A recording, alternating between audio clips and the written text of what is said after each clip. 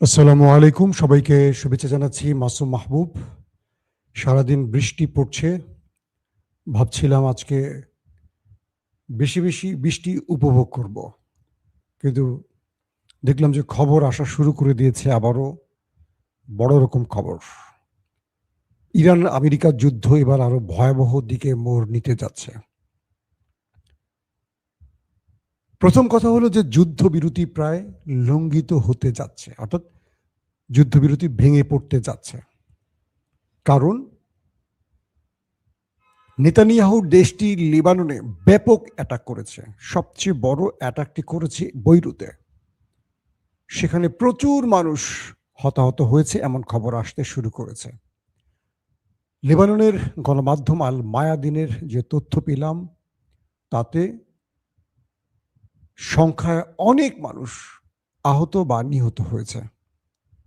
প্রশ্ন হলো, ইরান যে 10টি শর্ত আমেরিকার হাতে তুলে দিল, সেখানে ইরাক, ইয়েমেন, গাজা এবং লেবাননের নামটি উল্লেখ ছিল যে এখানে আর কোনো হামলা করতে পারবে না,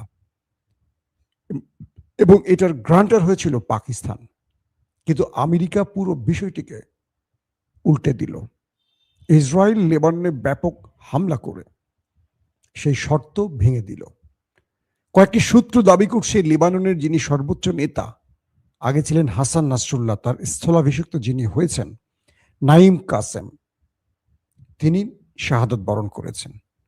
বিষয়টা বোঝার চেষ্টা করেন। যুদ্ধবিরতির পর হিজবুল্লাহর প্রধান, এটি ইসরায়েল দাবি করছে যে গত রাতে তারা যে হামলা করেছে সেখানে নাইম কাসেম তিনি মারা গেছেন। এখন পর্যন্ত এটি স্বীকার করেনি বা এটার বিষয়ে কিছু বলেনি হিজবুল্লাহ। তবে ধারণা করা হচ্ছে যে এটি সত্য হতে পারে, ইসরায়েল দাবি করেছে। যখন আমেরিকা ইরানের ধোলাইটা খেল ব্যাপকভাবে, পৃথিবীর চারদিক থেকে ট্রাম্পের উপর চাপ বাড়ছে, ঘরে বাইরে, তখন এক প্রকার হাতে পায়ে ধরে ইরানের কাছ থেকে সিজ ফায়ার করে নিয়েছিল ট্রাম্প। মাত্র কয়দিন হিসেব করে দেখেন, এর মধ্যেই ইসরায়েল লেবাননে হামলা করে যুদ্ধবিরতিটাকে ভেঙে দিচ্ছে। বলা হচ্ছে ইসরায়েলের জরুরি নিরাপত্তা বিষয়ক বৈঠকে, যে বৈঠকটি শেষ হয়েছে কয়েক ঘন্টা আগে, নেতানিয়াহু এবং তার ক্যাবিনেট এবং তার যুদ্ধকালীন যে ক্যাবিনেট জেনারেলরাও বসছিলেন, সেখানে সিদ্ধান্ত হয়েছে ইরানে বড় আক্রমণ করতে যাচ্ছেন তারা। মার্কিন প্রেসিডেন্ট ডোনাল্ড ট্রাম্প তার নেভি, এয়ারফোর্সকে চারদিক থেকে ইরানকে আবারও ঘিরে ফেলতে নির্দেশ করেছেন। তার মানে বড় আক্রমণের দিকে আবার যাচ্ছে এই দেশগুলো। প্রিয় দর্শক, ইরান স্পষ্ট করে বলেছে যে আমরা 10টি শর্ত দিয়েছি, সেই 10টি শর্তের মধ্যে এই দেশগুলো ছিল ইরাক, লেবানন, গাজা এবং ইয়েমেন। ট্রাম্প পুরো অস্বীকার করেছে, বলছে যে না, এই শর্তের মধ্যে এটি ছিল না। সঙ্গে সঙ্গে পাকিস্তান জানিয়ে দিয়েছে যে না, এই দেশগুলো ছিল শর্তের মধ্যে, কারণ মধ্যস্থতা করেছিল পাকিস্তানের ফিল্ড মার্শাল আসিম মনির এবং শাহবাজ শরীফ। পাকিস্তান সঙ্গে সঙ্গে জানিয়ে দিয়েছে ইরান যে 10টি শর্ত দিয়েছিল, যে 10টি শর্তের মাধ্যমে যুদ্ধবিরতি, সেখানে এই দেশের নামগুলো ছিল এবং লেবাননে কোনো প্রকার হামলা করা যাবে না, এটি ইরান উল্লেখ করেছে। কিন্তু দেখেন, ট্রাম্প পূর্বের মতো আবারও মিথ্যাচার করছেন। পৃথিবীর সবচেয়ে শক্তিধর একটি দেশের প্রধান ব্যক্তিটি যদি এইভাবে প্রকাশ্যে মিথ্যাচার করে, তাহলে সেই দেশটির ভাবমূর্তি কোথায় গিয়ে ঠেকবে? ইতিমধ্যে মার্কিন অন্যতম একজন পাওয়ারফুল ম্যান, টকার কার্লসন, তিনি স্পষ্ট করে বলে দিয়েছেন মার্কিনীদের উচিত ইসরায়েলকে আর $1 এইড না দেয়া। যে কোনোভাবে ওই দেশটির আমেরিকা থেকে যে অস্ত্র যায়, সকল অস্ত্র বন্ধ করে দেয়া। পুরো পৃথিবীতে অশান্তির জন্য এই দেশটি দায়ী। একদম মার্কিন গুরুত্বপূর্ণ ব্যক্তি তিনি, টকার কার্লসন। তিনি বলে দিয়েছেন যে ট্রাম্প কতটা অসহায়, যে ইসরায়েলের প্রধানমন্ত্রী যুদ্ধবিরতি লঙ্ঘন করেছেন, এবং ট্রাম্পকে তিনি ফোন করেছেন। কি বলা হচ্ছে যে মিস্টার নেতানিয়াহু ফোন করেছিলেন ট্রাম্পকে, বলছিলেন যে আমি লেবাননে হামলা করতে চাই। ট্রাম্প প্রথমে অনুমতি দেননি, তখন তাকে শাসিয়েছেন নেতাকাকু। ট্রাম্প তাকে অনুমতি দিলেন। তিনি বৈরুত সহ ব্যাপক অ্যাটাক করলেন, প্রচুর মানুষের প্রাণহানির ঘটনা ঘটল। ইরান সঙ্গে সঙ্গে হরমুজ প্রণালী বন্ধ করে দিল, বলল যুদ্ধবিরতির লঙ্ঘনের দায়ে হরমুজ প্রণালী বন্ধ। ট্রাম্প খেপে গিয়ে বললেন তাহলে আবারও যুদ্ধ শুরু, এবং এবার আমরা সবচেয়ে বড় হামলাটি করব ইরানে। কে বলছে? ট্রাম্প। কিন্তু ট্রাম্প নেতানিয়াহুকে থামাতে পারলেন না কেন? এটি নিয়ে মার্কিন যুক্তরাষ্ট্রের ভেতরে বাইরে ব্যাপক আলোচনা হচ্ছে যে ট্রাম্পের এমন কি গোপন জিনিস আছে ইসরায়েলের হাতে বা মোসাদের হাতে যে ইসরায়েল তাকে যেভাবে চালাবেন সেভাবে চলবেন। নেতানিয়াহু বুঝতে পারছেন এটি তার জন্য শেষ সুযোগ ছিল, কারণ এরপরে আর কোনো মার্কিন প্রেসিডেন্ট ওই দেশটির পক্ষে দাঁড়াতে পারবে না, কারণ স্বয়ং এই দেশটির ভেতরে 60-70% মানুষ ওই দেশটির বিরুদ্ধে চলে গেছে, মানে আমেরিকানরা ইসরায়েলের বিপক্ষে দাঁড়িয়ে যাচ্ছে।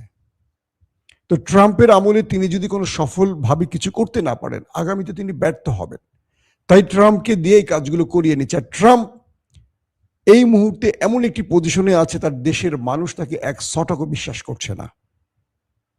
ট্রাম্প বলছেন যা জনগণ ধরে নিচ্ছে তার উল্টোটা।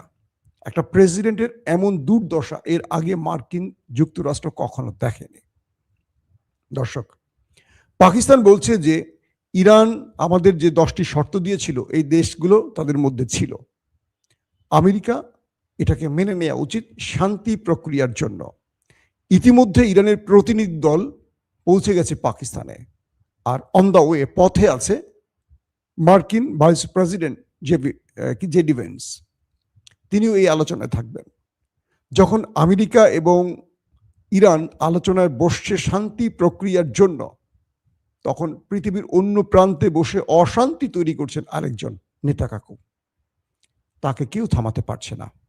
অস্ট্রেলিয়া, ব্রিটেন, ইউরোপের আরো দেশগুলো স্পষ্ট ট্রাম্পকে বলেছে যে এই দেশগুলোকে শান্তি প্রক্রিয়ায় যুক্ত করা হোক, অর্থাৎ লেবাননে যেন ইসরায়েল আর কোনো হামলা না করে। কে বলছে? ইউরোপের দেশগুলো, যে শান্তি প্রক্রিয়া নষ্ট হতে পারে এমন কাজ যেন ইসরায়েল না করে, সেখানে তাকে থামাতে হবে। কেন ব্রিটেন? আপনি ইসরায়েলকে বলতে পারেন না এই রাষ্ট্র তো আপনি তৈরি করে দিয়েছিলেন, আপনাকে আর মানে না কেউ? না, সূর্য অস্ত গেছে আপনাদের। কি একটা অবস্থা দেখেন। বলা হচ্ছে ইসরায়েলে গুরুত্বপূর্ণ জরুরি বৈঠক হয়েছে। সেই বৈঠকে তারা ইরানের বিরুদ্ধে বড় আক্রমণের প্রস্তুতি নিচ্ছে। তারা বলছে ইরান আমাদের উপর আক্রমণের আগেই যেন আমরা আক্রমণ করতে পারি। ইতিমধ্যে তাদের ড্রোন ইসরায়েলে প্রবেশ করেছে। দুঃখিত, ইতিমধ্যে ইসরায়েলের ড্রোন ইরানে প্রবেশ করেছে। ইরান সেটাকে প্রতিরক্ষা ব্যবস্থার মাধ্যমে শুট করে ফেলে দিয়েছে। বলা হচ্ছে ইরান এখনো ধৈর্যের শেষ পর্যায়ে পর্যন্ত আছে। ইরান এখন পর্যন্ত পাল্টা আক্রমণ করেনি, কারণ ওরা চায় একটা যুদ্ধবিরতির লঙ্ঘন ইরান করুক। আবার আমেরিকার প্রেসিডেন্ট সরাসরি হুমকি দিচ্ছে যে তাদের বিমান বাহিনী এবং নেভিকে ইরানকে চারদিক থেকে ঘিরে ফেলতে, কারণ ইরান হরমুজ প্রণালী বন্ধ করে দিয়েছে। ট্রাম্প বলছেন ইরান তার শর্ত ভঙ্গ করেছে হরমুজ প্রণালী বন্ধের জন্য, কিন্তু ইসরায়েলকে দায়ী করছেন না ট্রাম্প যে লেবাননে তিনি এত বড় ম্যাসিভ আকারে ম্যাচাকার চালিয়েছেন। এটা হলো আমাদের ডোনাল্ড ট্রাম্পের চরিত্র। দর্শক, এখন আগামীকালকে পাকিস্তানের ইসলামাবাদে বৈঠকটি হবে দুই দেশের মধ্যে। এখান থেকে অনেক জিনিস তৈরি হচ্ছে। এক, এই যুদ্ধ বিরতিটা ট্রাম্প আসলে চেয়েছেন দুটো কারণে। এক, তিনি এই যুদ্ধে পেরে উঠছিলেন না। দুই, আমেরিকার ভেতরে তার উপর ব্যাপক চাপ সৃষ্টি হচ্ছিল এবং আমেরিকা প্রতিটি ধাপে ইরানের হাতে মার খাচ্ছিল। ইরানকে ক্ষতিগ্রস্ত করছিল তারা, সত্য কথা, কিন্তু তারা নিজেরা মার খাচ্ছিল, যেটা বিগত 50 বছর এরকম মার তারা খায়নি। কিন্তু ইরানের হাতে এইবার তারা যে ধোলাইটা খেয়েছে এটা ছিল কঠিন ধোলাই। কিন্তু ট্রাম্প তার যে চাবিটা, এটা যে ইসরায়েলের হাতে, এটি আবার বিশ্ব প্রমাণ পেল। এই একটি দেশ, টকার কারসন কি বলেছে, যে এই একটি দেশ পুরো পৃথিবীতে অশান্তি তৈরি করছে। আমেরিকানদের উদ্দেশ্যে তিনি বলছেন যে আপনারা $1 আর ওই দেশটিকে দেবেন না, একটি অস্ত্র ওই দেশকে দেবেন না। এই দেশ থেকে সাহায্য নেয়, এই দেশ থেকে অস্ত্র নেয়, আর পুরো পৃথিবীতে অশান্তি তৈরি করছে সেই দেশটি। বুঝতে পারছেন, মার্কিনীরা এবার ওই দেশটির প্রতি তাদের ব্রিটিশ না ঘৃণা চলে এসছে। পুরো পৃথিবী একটি সুসংবাদ পেয়েছিল যুদ্ধবিরতির মাধ্যমে যে শান্তি হওয়া হয়তোবা ফিরবে। চিন্তা করেন কোথায় হরমুজ প্রণালী আর বাংলাদেশের অবস্থা দেখেন। আমি যেখানে যাই দীর্ঘ লাইন, রাস্তায় মাইলের পর মাইল, মানুষ তেলের জন্য পাগল হয়ে গেছে। বাইক যারা চালায় প্রয়োজনীয়ভাবে তারা রাস্তায় দাঁড়িয়ে আছে সকাল থেকে রাত পর্যন্ত বাইকে তেল নেবার জন্য, সকাল থেকে রাত। গ্যাস বন্ধ হয়ে গেছে। আমি আমার নিজের প্রয়োজনে এক জায়গায় আটকে গেছি, কোথাও মুভ করতে পারছি না, আমার অনেক জরুরি কাজ আটকে আছে, না তেল পাচ্ছি না গ্যাস পাচ্ছি। বহুদিন পর গ্যাস নিয়েছি গাড়িতে, এখন তেল নেওয়ার জন্য আমার প্রায় গ্যাস শেষ হয়ে যাচ্ছে। মানে যখনই খবর পাই পাম্পে তেল আসছে, আমার ড্রাইভার যায় তেল আনার জন্য। প্রতিদিন আমার কয় লিটার গ্যাস যায় বলেন এই তেল আনতে গিয়ে? গিয়ে দেখে বিশাল লাইন। এই লাইন মানে লড়াই করে টিকে থেকে এই লাইন দিয়ে তেল আনা সম্ভব না। সকাল থেকে রাত পর্যন্ত বসে থাকলে বাকি কাজ করবে কখন? আবার ফিরে আসছে। যদি বাংলাদেশের এই পরিস্থিতি হয়, পুরো পৃথিবীর দৃশ্য কি হচ্ছে বলেন আপনারা? এখন আমরা যে বিষয়টি বুঝতে পারছি সেটি হলো, নেতানিয়াহু টেলিফোনের পর ট্রাম্প তার চরিত্র আবার পাল্টে দিলেন। তিনি একদিকে আলোচনা করছেন ইরানের সাথে, আরেকদিকে যুদ্ধের প্রস্তুতি নিচ্ছেন ইরানের বিরুদ্ধে। ইরান তার সবচেয়ে ভয়ঙ্কর মিসাইলগুলো আবারও আপলোড করেছে, কারণ যে কোনো সময় ওই দেশটি ইরানে হামলা করবে, যে কোনো সময়। হয়তো আমার এই লাইভের মধ্যে আক্রমণ শুরু হয়ে গেছে, আমি জানি না এই মুহূর্তের আপডেট, কারণ আমি আপনাদের সাথে সরাসরি লাইভে আছি। এক বাক্যে বলতে পারি যুদ্ধবিরতি লঙ্ঘনের পথে। এখন যদি পৃথিবীর পরাশক্তিগুলো ওই দেশটিকে চেপে না ধরে, তাহলে এটি আরো ভয়াবহ আকার ধারণ করবে। কারণ ট্রাম্প বলছে তারা ইরানে ইতিহাসের সবচেয়ে ভয়াবহ হামলা এবার করবে, আর ইরান বলছে তাদের সবচেয়ে ভয়ঙ্কর মিসাইলগুলো তারা আপলোড করেছে, জাস্ট একটা সুইচ টিপ দেওয়ার অপেক্ষায় আছে। এখন যদি বিষয়টি এরকম হয় যে আমেরিকা জড়াবে না, ইরান ইসরায়েল লড়াই করবে, তাহলে কি হবে? যদি এটা হয়, এটা মন্দ হয় না। আমেরিকা যদি প্রকাশ্যে অপ্রকাশ্যে এই যুদ্ধে ইরানের বিপক্ষে না দাঁড়ায়, তাহলে নেতা সাহেবকে একটা ভালো ধোলাই দিতে পারবে ইরান। এবং ইরান মনে মনে এটি চাচ্ছে যে আমেরিকা তুমি এগোও না, তুমি থাকো তোমার গণ্ডির মধ্যে, নিরপেক্ষ জায়গায় থাকো, তোমার সাথে আমার যুদ্ধবিরতি হোক, ওই দেশটি থাকুক আমার সাথে লড়াইতে, ওকে একটা শিক্ষা দেই, ওকে মুছে দেই মানচিত্র থেকে, ও বুঝুক পৃথিবীতে অশান্তির শাস্তি কি হতে পারে। এদিকে হিজবুল্লাহ পাল্টা প্রতিরোধ শুরু করেছে। ইরান তার মিত্রদের জন্য আবারও হরমুজ প্রণালী বন্ধ করায় যে তেলের দামটি কমছে সেটি আবার বেড়ে যাওয়ার আশঙ্কা তৈরি হয়েছে। তার মানে পৃথিবী শান্তির দিকে আর হাঁটবে না, আবারও অশান্তির দিকে ছুটবে। যে শান্তির জন্য আমরা একটু অপেক্ষা ছিলাম, কেন যেন মনে হচ্ছে আবার বড় লড়াই শুরু হচ্ছে। তারপরও আমরা প্রত্যাশা হারাতে চাই না। পৃথিবীর বড় বড় এস্টাবলিশমেন্ট জড়িয়ে যাচ্ছে এটার মধ্যে। পাকিস্তানে কালকে শুরু হচ্ছে আমেরিকা ইরানের বৈঠক। এই বৈঠকটি চলার মধ্যে ট্রাম্প যেন আর কোনো 2 নম্বরই বুদ্ধি না করে, কারণ এই বৈঠকটি চলমান অবস্থায়, কারণ এর আগেও 2টো বৈঠক হয়েছিল ইরানের সাথে, 2টো মানে 2 ধাপে, কয়েকবার বৈঠক হয়েছে 2টো ধাপে। সেই আলোচনার মধ্যে ইরানে আমেরিকা ইসরায়েল অ্যাটাক করেছে।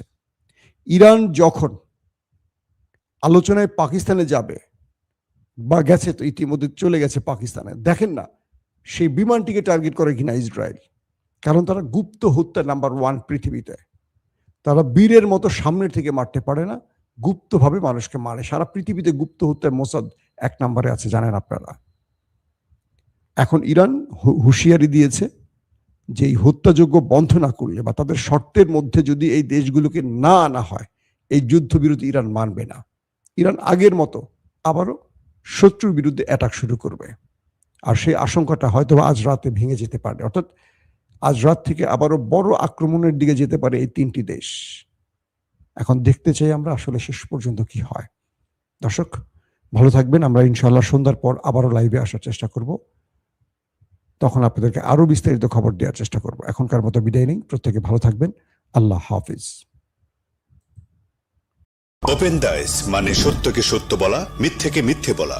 আমরা শোনা কথা নয়, চোখে যা দেখি তাই বলি।